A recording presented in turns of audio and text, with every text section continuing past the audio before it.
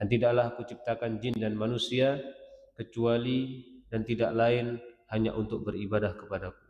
Kita beribadah kepada Allah Subhanahu wa taala dengan apa yang Allah cintai dan Allah ridhoi, baik dari perbuatan kita, perilaku kita, dan juga dari ucapan-ucapan kita, baik yang nampak maupun yang tidak nampak. Kemudian ma'asyiral muslimin rahimani wa rahimakumullah, dan tidak lupa salawat serta salam senantiasa kita tuturkan kepada suri tauladan kita Nabi kita Muhammad sallallahu alaihi wasallam, dan juga tidak lupa kepada para keluarganya, dan juga tidak lupa kepada para sahabatnya radhiyallahu anhum jami'an. Ma'asyiral muslimin rahimani wa rahimakumullah, pembahasan kita masih di dalam seputar nama Allah, dan ini di kitab ini nama yang nomor 16 ya.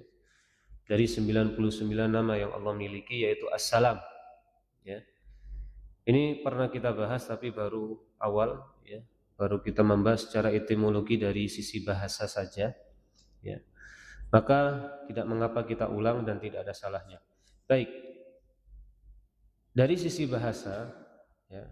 Pertama-tama di sini disebutkan warada ismuhu As-Salam fil Qur'ani marra wahidah. Kata beliau, penyebutan nama As-Salam ini di Al-Quran cuman adanya satu kali saja ya.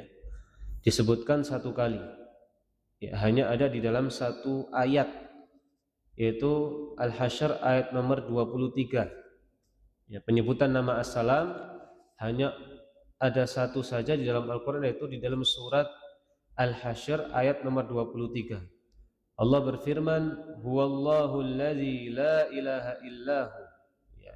Dialah Allah, la ilaha illahu, tidak ada Tuhan yang berhak disembah kecuali Allah Subhanahu wa taala.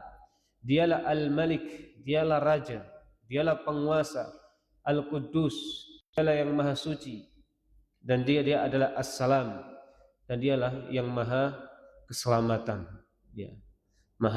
Yang maha selamat ya.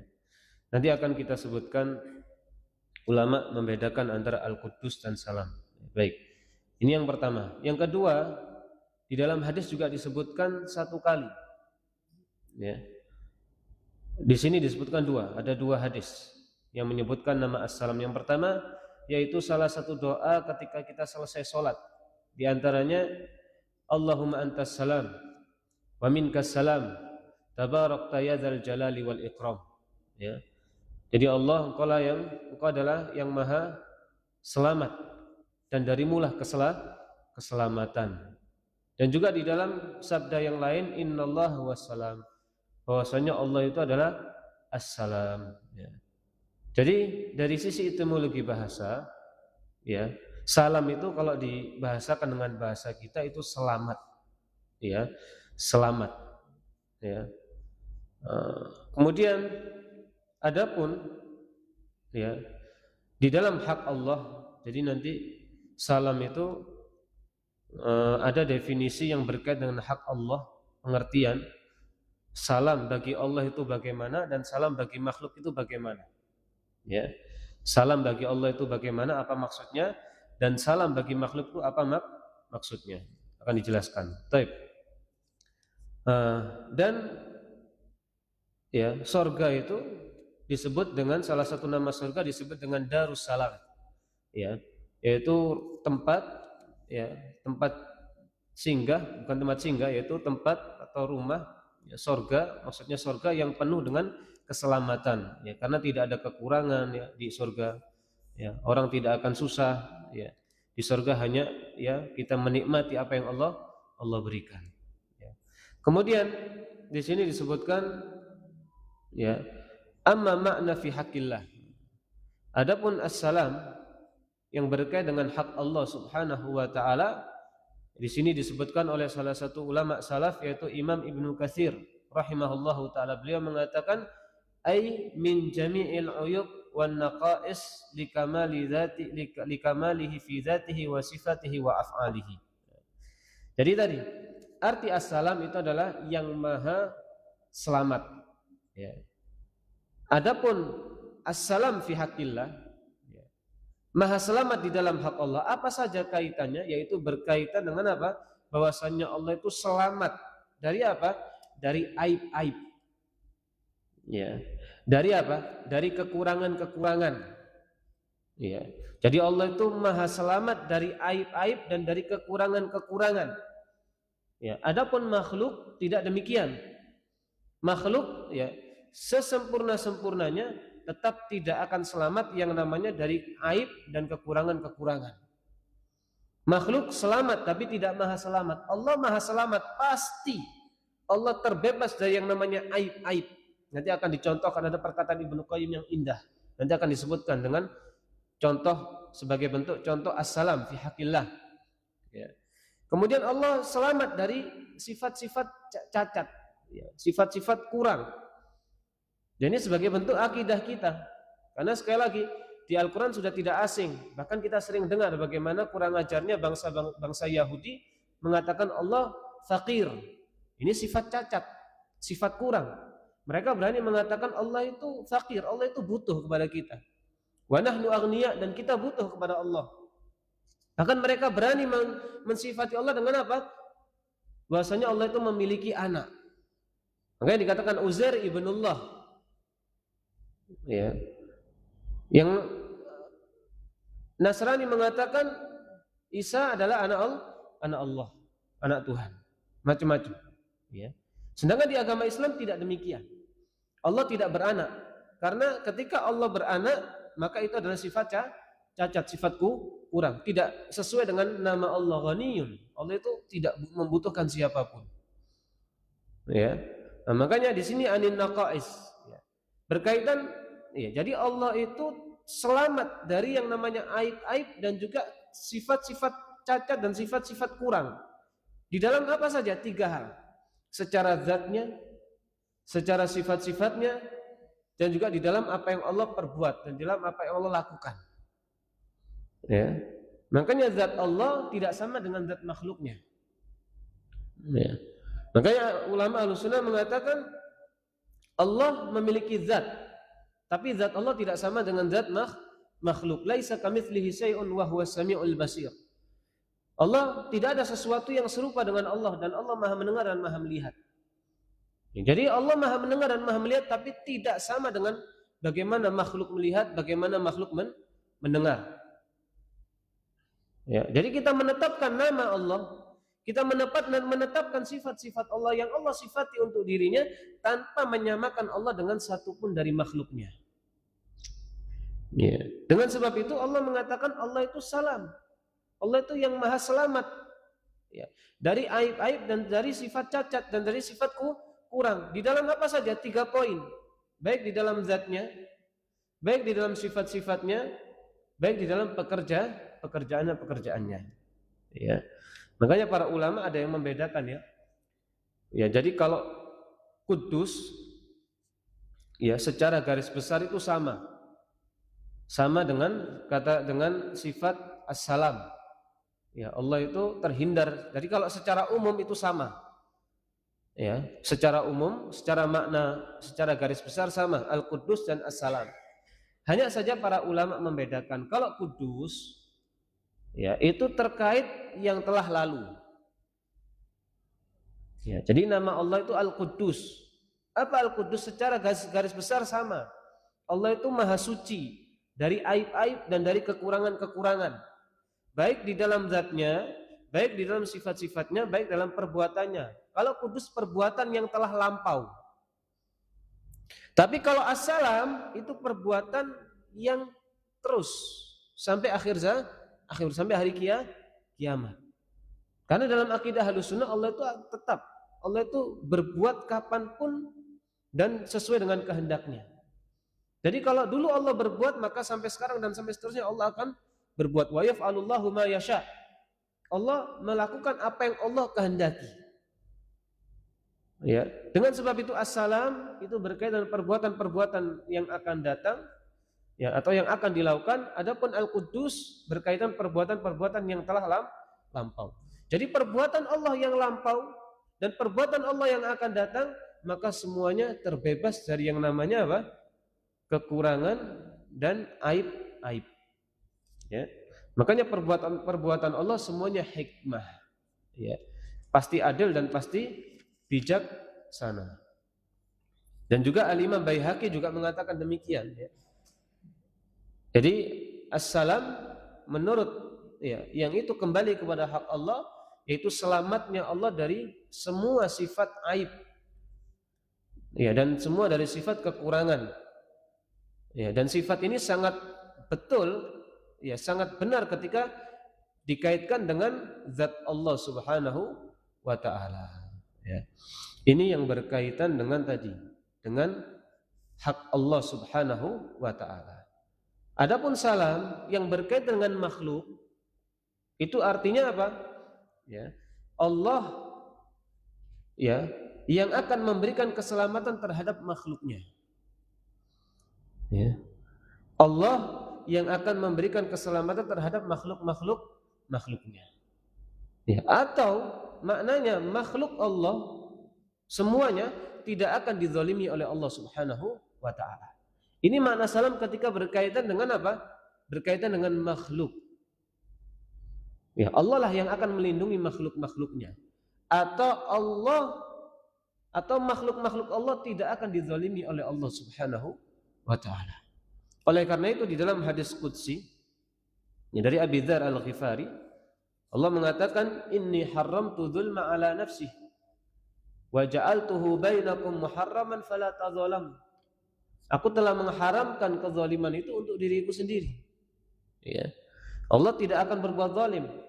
Allah pasti berbuat adil. Wa ja'altuhu bainakum muharraman, dan aku jadikan kezaliman itu haram di antara kalian.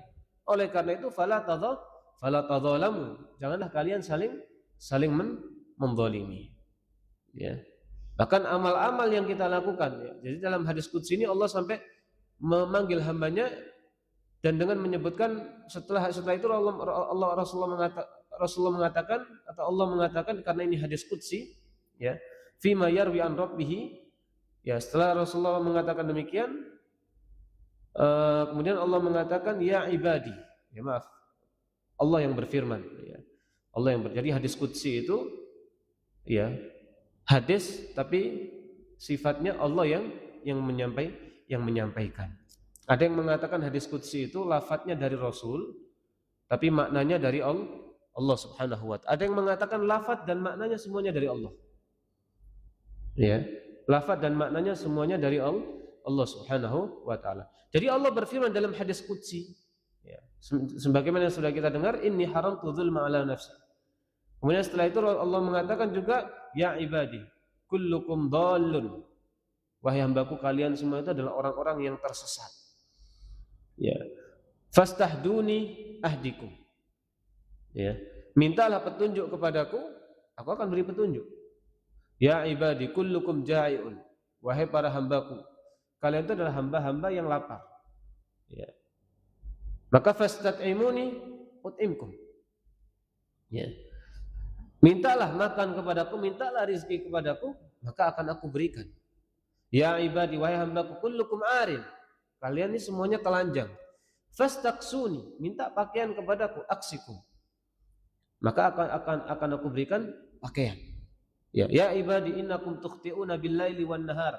Wahai para hambaku, kalian itu adalah hamba-hamba yang suka berbuat dosa, siang dan malam. Makanya sehebat apapun amal kita, ya, kita merasa diri kita sudah baik, misalnya, alhamdulillah kita sudah sholat 5 waktu di masjid, ya. Kita sudah merasa kita ini sudah maksimal dalam ibadah, tetap tidak boleh kita memiliki jiwa sombong. Kita melihat orang lain itu seakan-akan di bawah kita, enggak.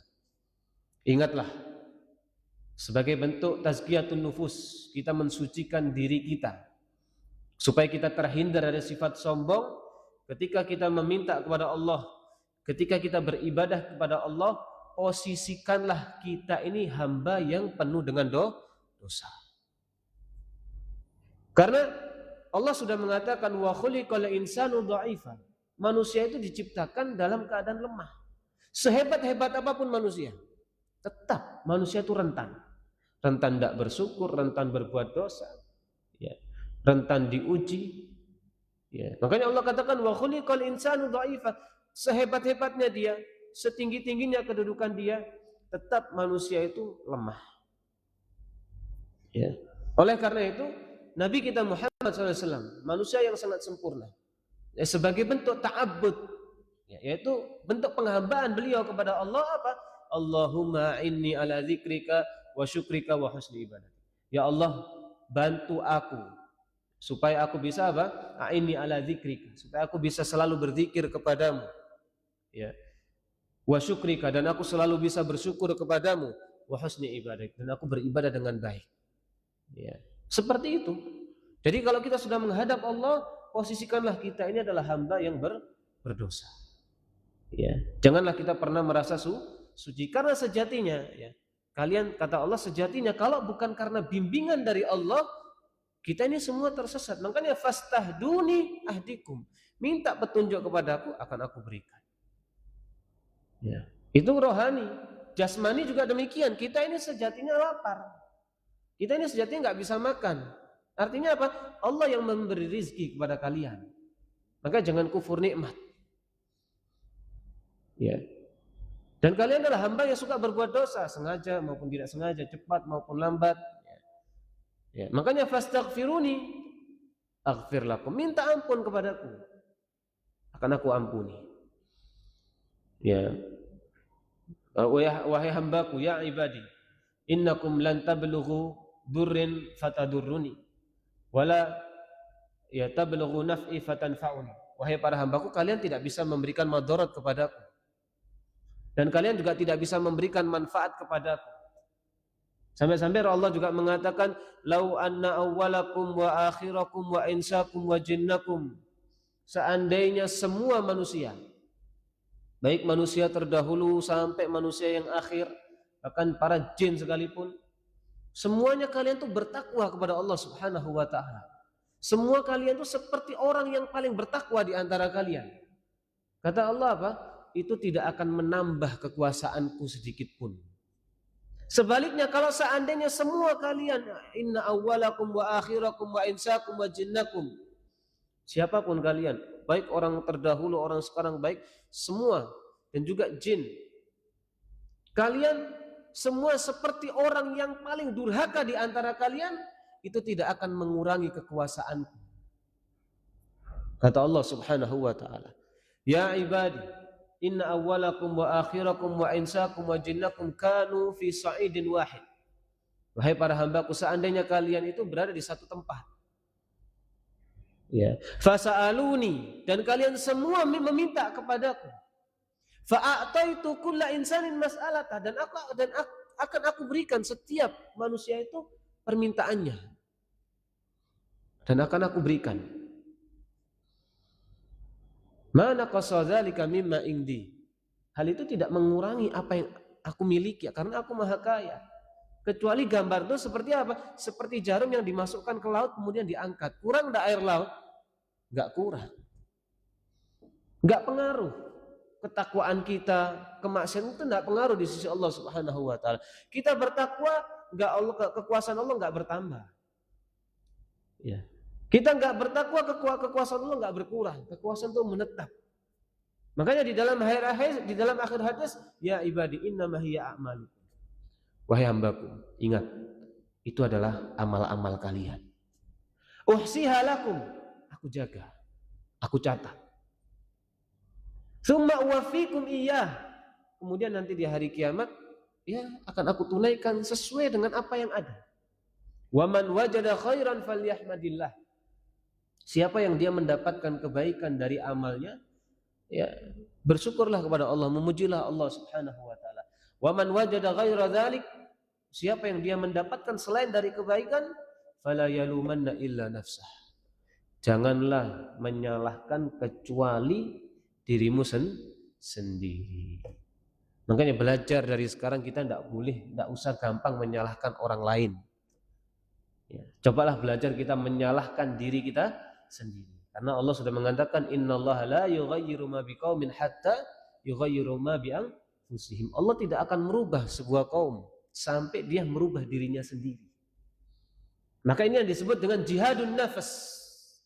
Sebelum kita berjihad dengan orang kafir misalnya, ya, ingat, kita punya jihadun nafas. Kita harus bisa memerangi diri kita sendiri. Karena kita ini ya tetap kita ini memiliki nafsu, memiliki hawa nafsu. Dan hawa nafsu itu semuanya ammaratun bisu. Hawa nafsu kita kalau kita tidak kita tundukkan dengan syariat, ya seagamais apapun pakaian kita, tetap pakaian tidak akan mempengaruhi kita. Dan maka Rasulullah mengatakan fa inna fil jasadi mudghah. Di jasad itu ada mudghah, ada segumpal daging, ada segumpal darah. Idza salahat salahal jasadu kullu wa idza fasadat fasadal jasadu kullu. Kalau segumpal daging ini atau segumpal darah ini baik, maka semuanya akan baik. Perilakunya baik, tutur katanya baik, ya. Dan kalau ini rusak, semuanya akan rusak. Ala wahyal qalbu, itulah hati kita. Ya makanya didiklah. Ya makanya jangan bosan ya. Jangan bosan kita ini mendidik nafsu kita menjadi nafsu yang mutmain, ya. Nafsu yang tentram dengan apa? Syariat. Ma'asyiral muslimin rahimani wa rahimakumullah. Ya, jadi makna as-salam yang berkaitan dengan makhluk itu apa? Makhluk tidak akan dizalimi oleh Allah Subhanahu wa ta'ala. Dan juga Allah yang akan memberikan keselamatan terhadap makhluk. Ya. Baik.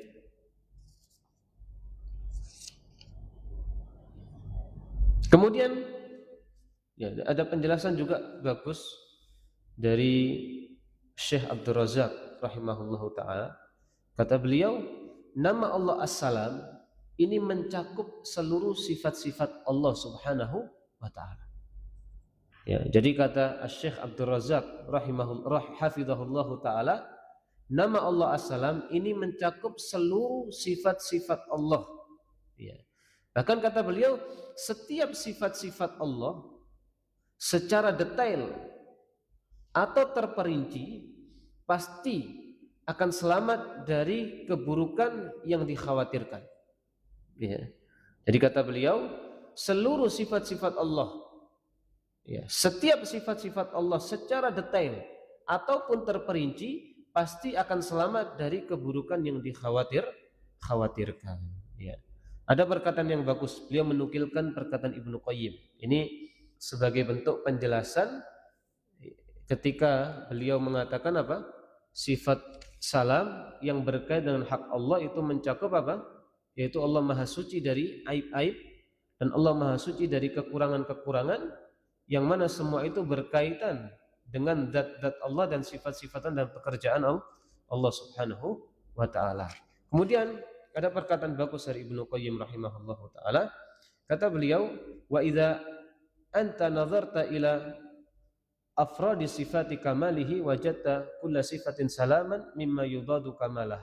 Jadi kata beliau, kalau engkau melihat, memperhatikan individu-individu dari sifat-sifat Allah yang sempurna, engkau akan mendapatkan masing-masing dari sifat Allah itu semuanya selamat dari apa? Dari lawannya. Ya. Semua itu selamat dari lawannya. Contohnya, fahayatuhu salamun minal maut wa minas sinah wa minan naum. Berbicara kehidupan Allah. Kehidupan Allah itu selamat dari yang namanya apa? Kematian.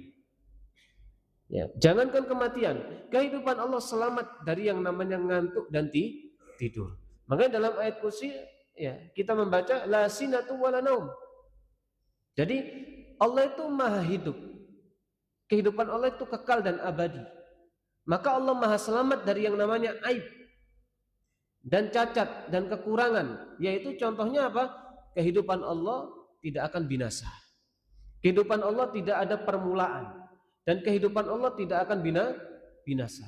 Dan selama Allah hidup, tidak ada yang namanya sinah wala naum. Allah nggak bakal ngantuk, apalagi tidur. Sangat berbeda dengan kehidupan kita. Kehidupan manusia dimulai dari apa? Dari ya, cairan yang hina. Ya, dari cairan yang hina. Ya. Dan nanti manusia akan kembali ya, akan dikubur. Ya. Mulai dari lemah dan akan kembali lemah. Mulai dari lemah akan tidak berdaya di hadapan Allah Subhanahu wa ta'ala. Semuanya akan ditinggal. Inilah kehidupan manusia. Ketika menjalani kehidupan manusia tidak selamat dari yang namanya ujian. Ya, kadang sakit, ya, kadang dia pasti binasa. Ya, sehebat-hebat apapun, sekuat-kuat apapun jasmaninya, ketika Allah sudah menentukan fulan sakit, maka dia akan sakit. Walaupun dia olahragawan misalnya, terserah. Ya. Kalau Allah sudah menentukan sakit, sakit. Ya. Dan manusia sekuat-kuatnya tetap dia ngantuk dan bakal tidur. Ya. Tapi Allah tidak demikian. Maka benar kehidupan Allah selamat dari yang namanya kematian dan rasa ngantuk dan tidur. Wa kadzalika qayyumiyatuhu wa qudratuhu salamun minat ta'ab wal lughub. Demikian qayyumiyah itu yang maha mendirikan, ya, ya, Allah yang maha menegakkan, ya. Allah yang maha menegakkan, itu qayyumiyah, ya. Dan kekuasaan Allah itu selamat dari yang namanya ta'ab wal lughub. Ta'ab dan lughub itu sama letih. Tapi kalau ta'ab itu letih ketika beraktivitas. Kalau lughub letih ketika setelah beraktivitas. Ya. Jadi maha tegaknya Allah, yang mana Allah mendirikan makhluk-makhluknya ini, menciptakan makhluk-makhluknya ini dengan kekuasaannya, dengan kekuatannya itu selamat dari yang namanya apa? Letih ketika beraktivitas dan letih ketika setelah beraktivitas. Oleh karena itu ketika Allah menyebutkan Allah menciptakan langit dan bumi 6 masa. Setelah itu Allah menutup wa ma masana min lughub, dan kita tidak tertimpa dengan yang namanya letih ketika apa? Setelah melakukan aktivitas. Manusia tidak demikian. Ya, manusia letih ketika beraktivitas dan letih ketika setelah melakukan aktivitas. Wa ilmuhu salamun min uzubi syai'anhu au urudi nisyan au hajatin ila tadhkiri wa tadhakkuri wa tafakkur. Dan ilmu Allah Subhanahu wa taala itu ya tidak luput, ya, tidak ada ilmu Allah yang luput, kata beliau. Bahkan tidak ada ilmu Allah yang khawatir apa? Terkena lupa. Ya. Bahkan ilmu Allah tidak membutuhkan yang namanya mengingat dan berpikir. Jadi ilmu Allah tidak mungkin luput, kata beliau. Dan ilmu Allah tidak mungkin lupa. Ya, adapun ada lafaz lupa di dalam hadis itu, jadi Allah itu juga melupakan. Ya, jadi dalam hadis itu ada lafaz yang menyebutkan Allah itu lupa. Tapi lupa di sini itu bukan lupa, ya, maksudnya lalai, tidak bisa mengingat. Tapi lupa di sini maksudnya membiarkan. Ya, jadi nisyan, kalau dalam bahasa Arab itu lupa itu nisyan. Nisyan itu artinya bisa dua, bisa lalai, bisa apa? Membiarkan. Ya, bisa membiarkan. Maka nisyan itu kalau bahasa kita lupa tadi. Jadi kalau dalam bahasa kita nisyan itu bisa diartikan lupa, bisa diartikan membiarkan. Jadi ini kesempurnaan bahasa Arab itu seperti itu ya. Jadi kadang satu makna itu bisa memiliki satu kata, bisa memiliki beberapa makna. Seperti nisyan tadi. Bisa diartikan lupa, bisa diartikan meninggalkan. Ya. Tapi nisyan yang dinafikan dari Allah itu adalah yang lupa. Bahkan ilmu Allah, kesempurnaan ilmu Allah selamat dari yang namanya perlu berpikir dan perlu apa? Perlu mengingat. Wa iradatuhu salamun min khurujiha ilal anil hikmah wal maslahah. Bahkan keinginan Allah itu selamat dari yang namanya apa? Ketidakhikmahan dan ketidakmaslahatan. Artinya ilmu Allah pasti hikmah dan pasti maslahat. Sama wa kalimatuhu salamun minal kadhibi wadh-dhulm. Dan juga kalimat-kalimat Allah Al-Qur'an dan juga hadis-hadis qudsi selamat dari yang namanya dusta dan kezaliman. Fa kalimatuhu tammat sidqan wa adla. Maka kalimat Allah itu sempurna, jujur dan penuh dengan keadilan. Wa ghinahu salamun minal haja ila ghairihi biwajhin. Bahkan kekayaan Allah itu selamat dari apa? Dari membutuhkan kepada selain Allah Subhanahu wa ta'ala. Jadi Allah Maha Kaya. Kekayaan Allah tidak membutuhkan kepada selain Allah. Wa kullu ma siwahu muhtajun ilaih. Bahkan sebaliknya, selain Allah itu membutuhkan Allah Subhanahu wa taala. Wa huwa ghaniyun an kulli ma siwah. Dan Allah tidak membutuhkan siapapun. Wa mulkuhu salamun min munazi'in fih au musyarikin fih au muawinin au syafiyan indahu biduni idzni. Bahkan kekuasaan Allah itu selamat dari yang namanya apa? Munazi. Munazi itu persaingan. Ya. Allah menciptakan langit dan bumi. Gak ada selain Allah yang menciptakan langit dan bumi. Gak ada yang bisa bersaing dengan Allah Subhanahu wa taala. Gak ada bumi kedua. Gak ada langit ya selain Allah yang menciptakan langit dan bumi. Karena kekuasaan Allah selamat dari yang namanya apa? Persaingan. Kalau manusia enggak. Manusia kekuasaannya, kehebatannya tidak selamat dari yang namanya persaingan. Bahkan manusia itu harus bersaing. Ya, bahkan persaingannya terkadang kotor dan zalim. Ya. Au musyarik, bahkan sekutu. Ya, supaya langit ini sempurna misalnya atau bumi ini menjadi sempurna, Allah perlu sekutu. Enggak. Allah enggak butuh sekutu. Ya. Bahkan ada yang mantu tidak sama sekali. Ya. Wa ilahiyatuhu salamun min musyarik lahu fih. Bahkan ilahiyah, ketuhanan Allah itu juga selamat dari yang namanya sekutu. Ketuhanan secara rububiyah, secara uluhiyah, secara asma wa sifat. Ya. Tauhid Allah itu terlepas dari yang namanya sekutu. Ya, makanya kenapa orang-orang yang menyekutukan Allah disebut musyrik, karena dia menyekutukan tadi. Dan ini sekaligus perbedaan ya. Jadi perbedaan musyrik dengan kafir. Kalau musyrik itu dia nyembah Allah dan nyembah selain Allah. Ya. Kalau kafir itu dia tidak menyembah Allah. Ya. Jadi sekali lagi, apa perbedaan musyrik dan kafir? Meskipun musyrik itu masuk jenis kafir, tapi orang musyrik itu menyembah Allah dan juga menyembah selain Allah. Makanya menyekutukan Allah, menjadikan Allah tandingan. Kalau kafir dia tidak menyembah Allah Subhanahu wa taala. Oleh karena itu Yahudi dia tidak menyembah Allah. Ya. Dan agama-agama selain Islam mereka tidak menyembah Allah Subhanahu wa taala. Ya. Kemudian sama juga ya. Di sini sebutkan Allah menghukum ya. Allah mengazab, semua itu terlepas dari yang namanya apa? Allah ingin membalas kezaliman dengan kezaliman dah. Jadi ketika Allah menghukum itu bukan Allah membalas kezaliman dengan kezaliman. Atau ketika Allah menghukum, Allah itu membalas dendam. Atau ketika Allah menghukum, Allah itu melampiaskan kemarahannya, bukan. Kalau kita kezaliman dibalas dengan kezaliman. Kamu sekali berbuat zalim, aku bisa 10 kali lipat berbuat zalim. Itu kita manusia. Karena manusia itu pendendam. Ya. Makanya kenapa ada istilah keridhaan Allah itu mudah digapai. Keridhaan manusia itu sulit digapai. Kenapa? Apakah keridhaan Allah itu? Jadi kalau nggak salah perkataan Imam Syafi'i, ridwan nas ghayatun la tudrak, kata Imam Syafi'i. Keridhaan manusia itu puncak yang tidak bisa digapai. Ya, artinya kalau kita nuruti keridhaan manusia, nggak ada betulnya. Kita menurut fulan betul, menurut fulan lain salah. Menurut ini betul, menurut itu salah.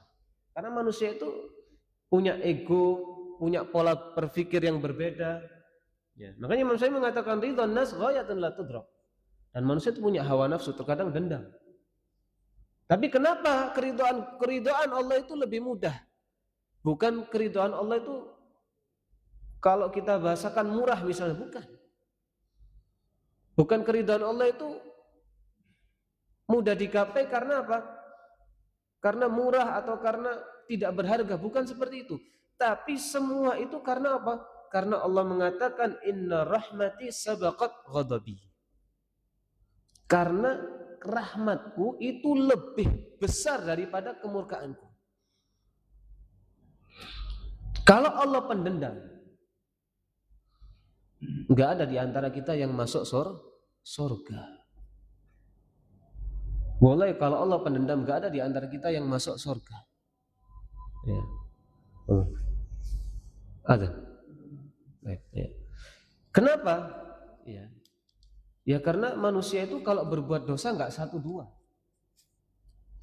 Ya, Allah kodratnya manusia, kata Nabi, kulli bani adam khata wa khairul khata'ina tawwabin. Manusia itu pasti berbuat dosa. Ya, makanya kalau Allah lebih besar rahmat, lebih besar dendamnya, lebih besar kemurkaannya, ya, maka sangat sulit Allah mengampuni kita. Tapi karena Allah Maha Rahmat, bahkan rahmatnya mendahului atau mengalahkan rasa murkanya, maka Allah sangat ringan. Ringan ini bukan karena tidak berharga, tapi kasih sayang Allah itu besar. Makanya Allah mengatakan innallaha yaqbalu taubatal abdi ma lam yugharhir. Ya, Allah itu senantiasa menerima taubatnya seorang hamba selama nyawanya belum sampai kerongkongan. Bahkan pintu taubat itu terbuka sampai matahari terbit dari barat. Makanya para ulama melarang kita untuk menunda-nunda taubat. Karena menunda-nunda taubat ini seakan-akan apa? Seakan-akan tidak bersyukur dengan apa? Dengan rahmat Allah yang sudah Allah berikan. Allah Maha mengampuni taubat. Kita cukup jujur aja saja. Kita cukup modalnya kita jujur kepada Allah, aku taubat. Aku betul-betul salah. Aku betul-betul minta maaf. Allah kasih ampunan yang sangat luas. Itu saja modalnya. Ya. Makanya orang menunda-nunda taubat itu seakan-akan ya, dia tidak bersyukur dengan rahmat yang Allah berikan. Karena kalau Allah dalam kebaikan, dalam memberikan kebaikan, Allah itu memberikan 10 kebaikan minimal, bahkan lebih, bisa sampai 700 kali lipat, bahkan bisa sampai berlipat-lipat. Tapi kalau kejelekan yang dilakukan oleh seorang hamba, Allah tidak akan memberikan kecuali sesuai. Satu kejelekan Allah kasih satu. Ya. Makanya sejatinya kalau secara hitung-hitungan nggak masuk akal dosa lebih banyak daripada pahala. Secara hitung-hitungan loh ya. Karena tadi kebaikan 10 minimal. Bisa berlipat-lipat. Kalau dosa satu dosa satu dosa ya satu dosa.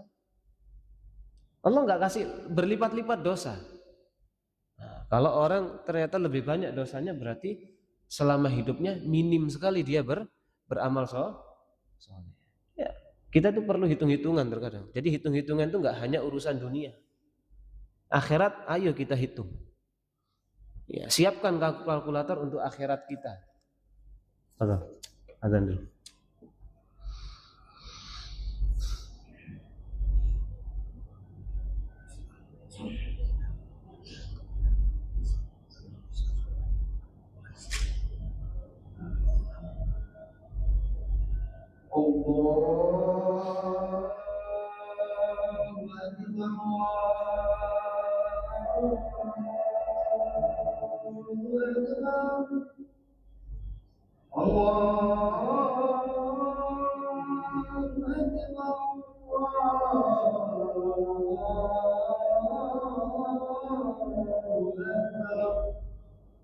أشهد أن لا إله إلا الله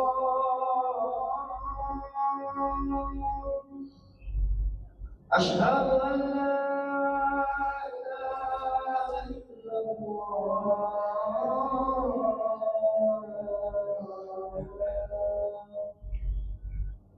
أشهد أن محمدا رسول الله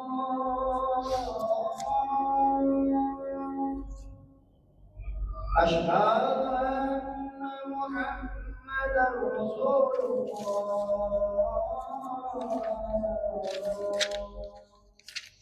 حي على الصلاة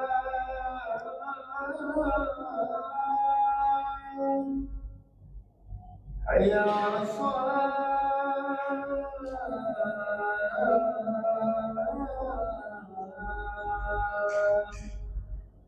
حي على الفلاح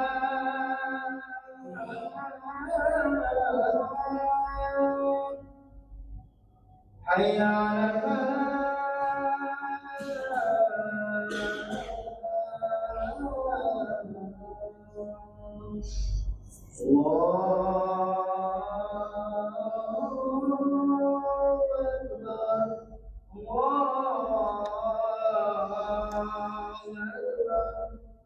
لا إله إلا الله.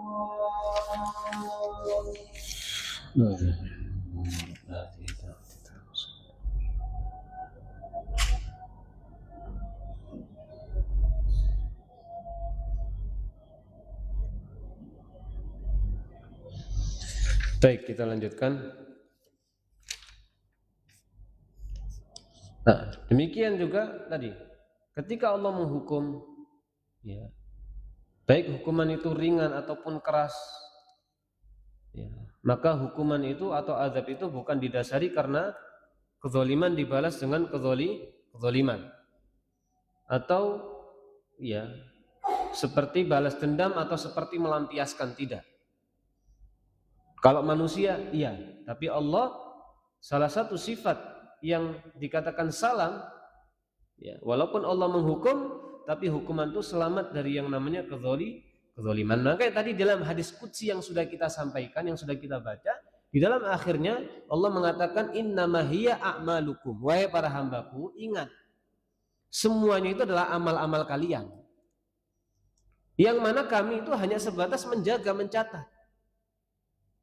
Ya, nanti akan kita tunaikan di akhirat, kita akan tunjukkan. Maka nanti di akhirat itu ada ketika orang-orang mujrimun melihat catatan amalnya, mereka akan terkejut. Mali hadzal kitab? Ini kitab apa ini? La yughadiru saghiratan wala kabiratan illa ahsaha. Wa wajadu ma amilu hadirah. Dalam surat Al-Kahfi. Orang-orang mujrim nanti, yang orang-orang yang durhaka kepada Allah, mereka akan terkejut. Mereka akan tercengang ketika kitab ditampakkan. Kitab apa ini? Semuanya, hal besar, hal kecil, semuanya tertera. Ya, tidak ada yang tidak tertera, semuanya tertera. Wa wajadu ma amilu hadir, semua apa yang dilakukan semuanya ada. Kebaikan ada, keburukan ada. Dia terkejut. Ya, dia akan terkejut. Ya. Akan tapi perlu kita pahami, Allah itu maha adil. Allah menghukum, tapi hukuman itu dipenuhi dengan didasari dengan keadilan. Makanya tsumma uwaffikum iyyah. Nanti semua itu akan kami tunaikan saja gitu. Kami hanya jaga, kami hanya mencatat. Nanti di akhirat akan kami tunaikan. Faman wajada khairan falyahmadillah. Siapa yang dia mendapatkan kebaikan, ya sudah, dia bertahmid kepada Allah, puji Allah. Tapi kalau sudah mendapatkan keburukan, ya sudah, janganlah kalian mencela kecuali cela diri sendiri. Ya, karena Allah sudah kan afala nu'ammirukum. Ya. Bukankah Allah telah memberikan umur kepada kita? Ya. Makanya perlu kita camkan baik-baik. Ya, kalau uang kita bisa dihitung sisanya berapa, ingat umur kita nggak bisa dihitung sisa berapa. Ya. Kan kita terkadang senangnya ngitung uang kan sisanya berapa. Tapi kita lalai. Kira-kira bisa enggak umur ini kita hitung? Enggak bisa. Ya. Makanya ya, kita selalu disuruh siap. Makanya dulu itu ada orang Badui. Rasulullah ini suka menceritakan tentang hari kiamat. Cerita ini tujuannya apa? Ya untuk kalau metode dakwah itu istilahnya mentahdzir, memperingatkan gitu loh. Memperingatkan para sahabat ya tentang hari kiamat. Ada orang Badui nyeltuk. Orang Badui itu kalau nyeltuk ya suka nyeltuk gitu loh. Ya seakan-akan kalau bahasa kita cerita-cerita tentang hari kiamat, kapan hari kiamat itu terjadi? Ya Rasulullah, mata sa'ah, kapan hari kiamat ini? Ya, ini pertanyaan yang memang nggak bisa dijawab. Rasul ditanya tentang hari kiamat. Malaikat Jibril ketika datang kepada nanya tentang hari kiamat, Rasulullah menjawab, yang ditanya dan yang bertanya sama-sama tidak bisa menjawab. Orang Badui tiba-tiba datang nyeltuk, mata sa'a, kapan hari kiamat? Rasul menjawabnya apa dengan apa? Wa ma'adatta laha. Kamu tanya kapan hari kiamat, kamu udah siap? Apa yang kau persiapkan untuk hari kiamat? Terbungkam. Inilah diantara cara-cara berdakwah dengan baik. Makanya para ulama mengatakan kalau engkau berdakwah dengan orang yang tidak tahu, kedepankan apa? Lembutan. Ya, kedepankan lembutan. Ya, karena namanya orang nggak tahu. Ya, baik. Ini seputar nama assalam. Kemudian terakhir dua faedah yang bisa kita ambil dari nama assalam.